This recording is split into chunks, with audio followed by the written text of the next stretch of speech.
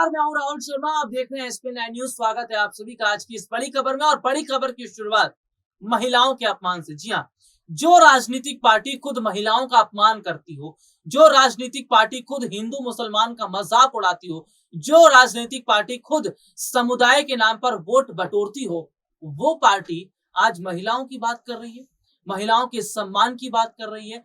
एक बड़ी खबर हम अपने दर्शकों को बताएंगे। जी हाँ, सबसे पहले समझिएगा, बीजेपी जो हिंदुत्ववादी की बात करती है, कितना काम हिंदुओं के लिए कर दिया 2014 से 22 तक, ये पूरी जनता देखती है।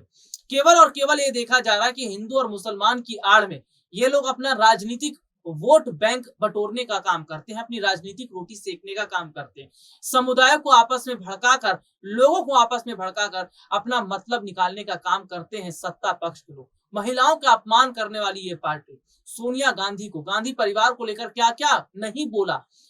मोदी सरकार के इन तमाम बड़े मंत्रियों ने, स्मृति ईरानी ने जो है सोनिया गांधी का मजाक उड़ाया, गांधी परिवार का मजाक उड़ाया। इसके अलावा हमने देखा कांग्रेस के कई महिलाओं का अपमान उड़ाया। और आज हम देख रहे हैं अधीर रंजन चौधरी, कांग्रेस पार्टी के दिग्गज नेता अधीर रंजन चौधरी, जिनके मुंह से गलती से एक शब्द क्या निकल गया, पूरी मीडिया ने उसको उस बयान को यानी कि सराखों पर बिठा दिया। उस बयान को इस तरह से चाट मसाला लगाकर परोसा जाने लगा कि कितनी बड़ी गलती कर दी है अधीर रंजन चौधरी ने। क्या कहा है अधीर रंजन चौधरी ने, मैं अपने दर्शकों को जरूर बताऊंगा, लेकिन सबसे पहले आप ये समझने की कोशिश कीजिएगा कि अभी हाल ही में राष्ट्रपति के चुनाव हुए और मौजूदा समय में जो अब राष्ट्रपति बनी है वो है द्रौपदी मुर्मू। लेकिन राष्ट्रपति की एक जिम्मेदारी नहीं बनती कि वो विपक्षी पार्टियों की बात को भी सुने?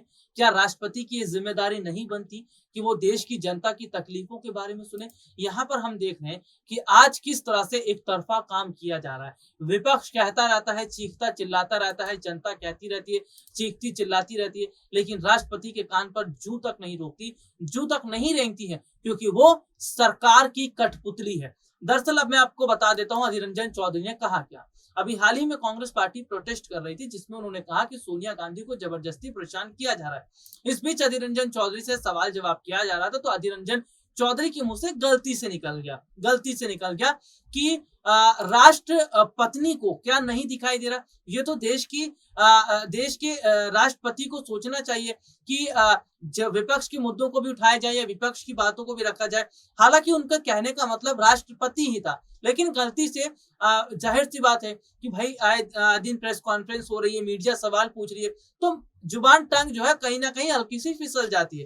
राष्ट्रपति की जगह उन्होंने कहा कि राष्ट्रपत्नी को विपक्ष की बात भी सुननी चाहिए, क्योंकि राष्ट्रपत्नी जो है वो पूरे देश की है। राष्ट्रपति कहना चाहते थे, लेकिन पत्नी गलती से निकल गई। हालांकि उन्होंने माफी भी मांग ली, लेकिन उस छोटे से बयान को इतना लंबा मीडिया ने चला दिया, पेश परोस कर, मिर्च मसाला लगाकर, यानी कि कितना बड़ा जुर्म कर दिया। जबकि गलती करने के बाद उन्होंने माफी भी मांगी और सफाई भी दी, लेकिन स्मृति ईरानी ने तो कोई सफाई नहीं दी।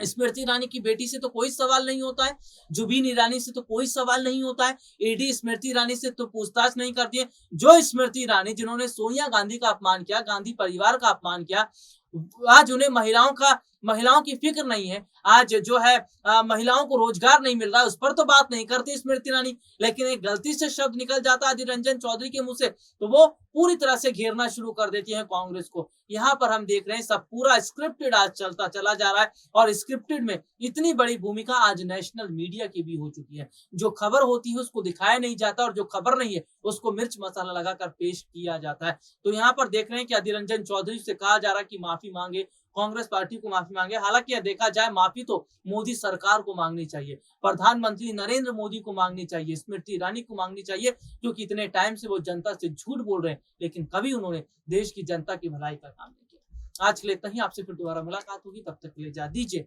नमस्कार।